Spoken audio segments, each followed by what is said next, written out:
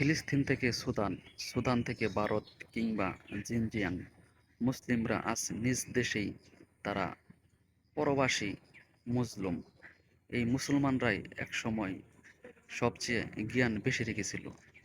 জ্ঞান বিজ্ঞানে, চিকিৎসা শাস্ত্রে সব কিছুতেই মুসলমানরা জ্ঞান বেশি রেখেছিল। বিশ্ব সবচেয়ে বেশি শাসন করছে এই মুসলমানরাই। আজকে মুসলমানরাই তাদের নিজ দেশে কুলঠাসা, সর্বত্রই যেন হাহাকার।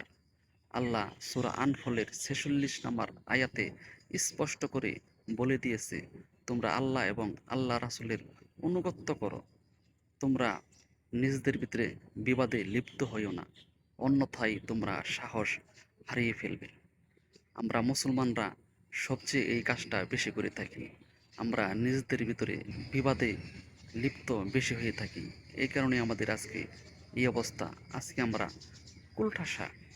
মুসলমানরা পৃথিবীতে সবচেয়ে বেশি শাসন করছে।